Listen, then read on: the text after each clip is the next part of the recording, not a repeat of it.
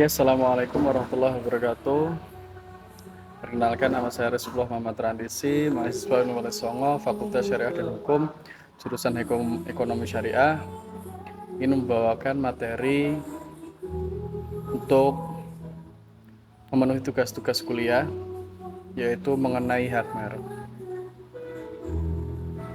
Kita akan membahas satu topik yang sangat penting dalam dunia usaha dan perlindungan hukum, yaitu merek. Materi yang akan saya sampaikan terdiri dari 5 poin utama. Yang pertama, sejarah dan definisi merek, kemudian jenis dan fungsi merek, kemudian pendaftaran merek, pengalihan dan penghapusan merek, kemudian yang terakhir yaitu pelanggaran merek. Sejarah dan definisi merek. Kita mulai dari sejarah dan definisinya terlebih dahulu. Secara historis, konsep merek sudah ada sejak zaman kuno. Para pedagang Mesir, Romawi, hingga Tiongkok kuno sudah menggunakan cap atau simbol tertentu di produk mereka untuk menunjukkan identitas dan kualitas. Tujuannya adalah agar produk mereka mudah dikenali di pasar.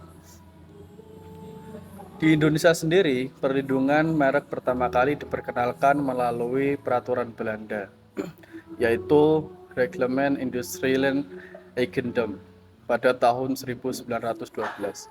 Setelah kemerdekaan, Indonesia terus menyempurnakan regulasi ini hingga saat ini berlaku Undang-Undang Nomor 2020 Tahun 2016 tentang merek dan indikasi geografis.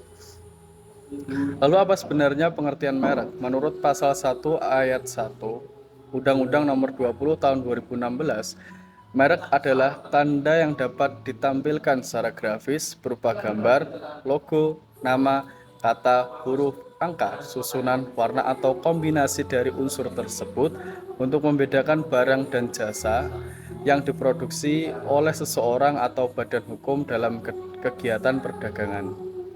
Dengan kata lain, merek adalah identitas yang membedakan produk satu dengan yang lainnya.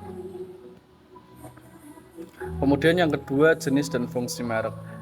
Dalam hukum Indonesia, merek terbagi menjadi beberapa jenis, diantaranya merek pertama yaitu merek dagang, yaitu merek yang digunakan untuk barang-barang yang diperdagangkan. Kemudian merek jasa digunakan untuk jasa yang ditawarkan oleh perusahaan atau individu. Yang kemudian nomor 3, merek kolektif adalah merek yang digunakan bersama oleh anggota suatu kelompok atau organisasi seperti koperasi atau asosiasi UMKM. Lalu apa fungsi merek bagi pelaku usaha dan konsumen? Pertama, merek berfungsi sebagai identitas produk atau jasa. Konsumen bisa dengan mudah mengenali dan membedakan produk satu dengan yang lain berdasarkan mereknya.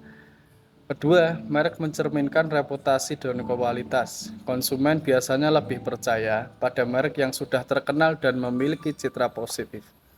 Kemudian yang ketiga, merek berfungsi sebagai alat promosi. Merek yang kuat akan membantu menarik perhatian konsumen dan peningkatan penjualan. Keempat, merek juga merupakan aset hukum dan ekonomi yang dapat dilisensikan, dijual, bahkan dijaminkan. Kemudian yang ketiga, pendaftaran merek. Agar sebuah merek mendapatkan perlindungan hukum, maka merek tersebut harus didaftarkan secara resmi di Direktorat Jenderal Kekayaan Intelektual atau DJKI yang berada di bawah Kementerian Hukum dan HAM. Proses pendaftaran merek diatur dalam pasal 4 sampai pasal 24 Undang-Undang Nomor 20 Tahun 2016, yang dimana tahapan pendaftarannya yang pertama, permohonan. Permohonan bisa perorangan atau badan hukum. Permohonan bisa dilakukan secara daring melalui situs DJKI. Pemohon harus melampirkan contoh merek, daftar barang atau jasa, dan membayar biaya pendaftaran. Kemudian yang kedua, pemeriksaan formal dan substantif. DJKI akan memeriksa kelengkapan administrasi serta memeriksa apakah merek tersebut memiliki persamaan dengan merek lain yang sudah terdaftar. Kemudian yang ketiga, pengumuman. Jika lolos pemeriksaan, merek akan diumumkan dalam berita resmi merek selama 2 bulan. Ini memberi kesempatan pada pihak lain yang mungkin ingin mengajukan keberatan. Kemudian yang keempat, penerbitan sertifikat. Jika tidak ada keberatan, maka DJKI akan menerbitkan sertifikat merek. Masa perlindungan merek adalah 10 tahun sejak tanggal penerimaan dan dapat diperpanjang terus-menerus untuk jangka waktu yang sama. Kemudian yang keempat, pengalihan dan penghapusan merek. Merek sebagai objek hukum juga bisa dialihkan ke pemilikannya.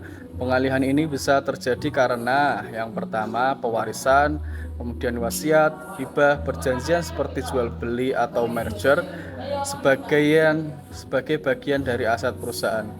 Menurut pasal 41 Undang-Undang Nomor 20 Tahun 2016, pengalihan ini harus dicatatkan ke DJKI agar sah dan memiliki kekuatan hukum terhadap pihak ketiga.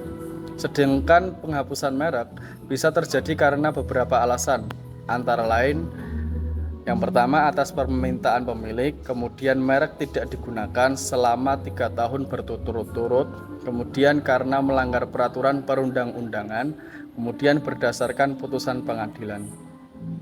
Penghapusan ini juga harus diumumkan secara resmi oleh DJKI.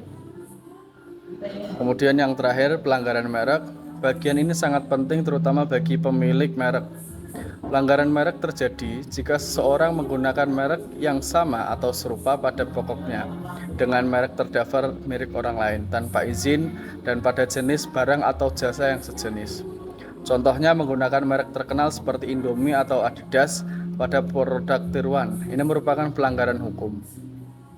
Sanksi pidana atas pelanggaran merek diatur dalam pasal 100 Undang-Undang Nomor 20 Tahun 2016, yaitu yang pertama penjara maksimal 5 tahun, kemudian denda maksimal 2 miliar. Selain pidana, pemilik merek juga bisa mengajukan gugatan perdata untuk meminta ganti rugi dan penghentian penggunaan merek yang melanggar.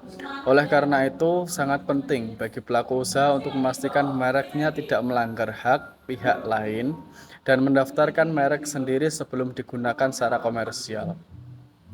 Kemudian terakhir kesimpulan, sebagai penutup mari kita simpulkan beberapa poin penting. Yang pertama, merek adalah identitas produk yang memiliki nilai hukum dan ekonomi. Kemudian yang kedua, untuk mendapatkan perlindungan hukum, merek harus didaftarkan ke DJKI. Kemudian yang ketiga, merek dapat dialihkan, dihapus, dan dilindungi dari pelanggaran. Kemudian yang keempat, pelanggaran terhadap hak merek dapat dikenai sanksi pidana maupun perdata. Dengan memahami hukum merek, kita tidak hanya melindungi karya dan usaha sendiri, tetapi juga menghormati hak intelektual milik orang lain. Terima kasih telah menyimak video ini sampai akhir. Semoga materi ini bermanfaat untuk menambah wawasan kita semua. Kurang lebihnya mohon maaf. Wassalamualaikum warahmatullahi wabarakatuh.